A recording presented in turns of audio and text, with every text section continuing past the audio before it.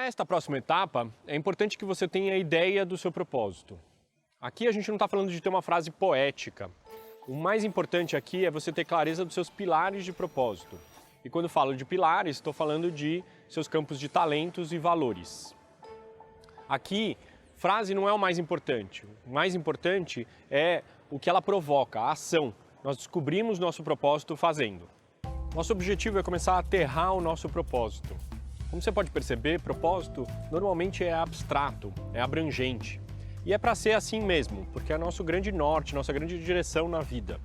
E para aterrar o nosso propósito, eu me inspirei na minha experiência de marketing.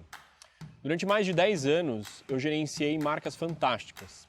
E toda marca que se preze tem um documento chamado Roadmap.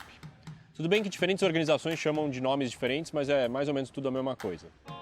A ideia é que em uma página você tenha a visão e missão de uma marca, depois as estratégias para realizar tal missão e, finalmente, as ações táticas para cada uma das estratégias.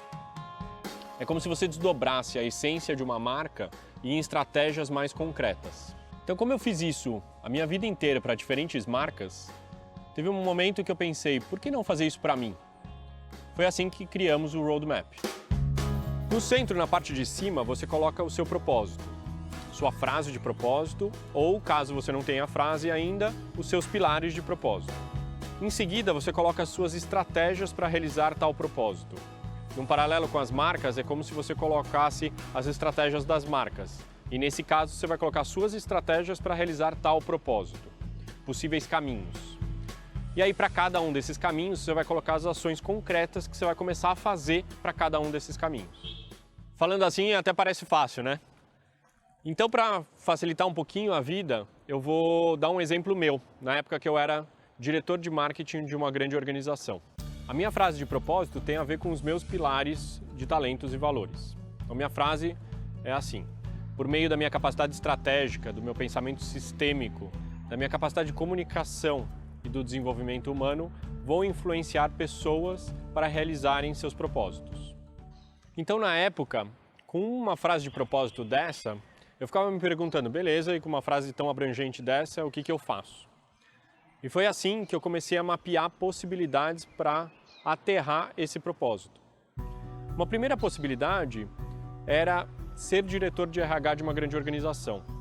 Aliás, várias vezes na minha carreira, alguns diretores de RH já tinham me convidado para ir para essa área.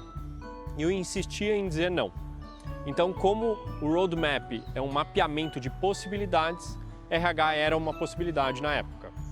Uma segunda possibilidade era trabalhar em consultorias. Óbvio que não era trabalhar em qualquer consultoria, tanto que eu tinha que mapear quais eram as consultorias mais ligadas ao desenvolvimento humano que me interessavam. Uma terceira possibilidade, que me parecia mais remota na época, era de abrir a minha empresa. Em seguida, comecei a ir em direção às ações concretas para cada uma dessas estratégias, desses caminhos. Então, pensando na área de recursos humanos, por exemplo, eu comecei a olhar quais eram os textos, livros, artigos que as pessoas dessa área liam para ver se eu me interessava por tais temas. Uma segunda ação concreta, obviamente, era conversar com gente da área de recursos humanos e checar o que eles adoravam fazer e o que era muito chato dessa área também. Finalmente, analisar quais eram os prós e contras de sair da área de marketing para ir para a área de recursos humanos, segundo os meus pilares de propósito. No caminho das consultorias, claramente uma ação era o mapeamento de quais consultorias tinham a ver com o meu propósito. Obviamente não eram todas as consultorias que eu tinha interesse. E uma segunda ação decorrente desse mapeamento era conversar com pessoas que tinham a ver com essas consultorias que eu tinha interesse. No terceiro caminho, que me parecia mais remoto na época, eu tinha que trabalhar alguns baby steps, alguns pequenos passos para começar a agir nesse caminho. Por exemplo, começar a montar uma rede de relacionamentos, porque fatalmente ia ter que começar a vender, seja lá o que for, ou começar a construir um plano de negócios para definir melhor o que seria essa minha empresa. Então, a partir dessas ações concretas, eu comecei a agir em direção a cada um dos caminhos do meu roadmap. O objetivo do exercício do roadmap não é você escolher um caminho, é você muito mais começar a agir em direção a cada um desses caminhos e abrir possibilidades. É dar permissão para o universo, de alguma maneira, começar a também te dizer quais são os caminhos que fluem e quais são os caminhos que não fluem. E à medida que você vai caminhando, também você vai percebendo o que te interessa, o que te mobiliza e o que não te mobiliza. Lembre-se, são as ações concretas em direção ao teu propósito que é o objetivo do Roadmap, a abertura de possibilidades. Costumo dizer que com o exercício do Roadmap, muitas vezes as portas não é que se fecham para nós, é que muitas vezes a gente nem considera. Por isso o objetivo do Roadmap é abrir possibilidades.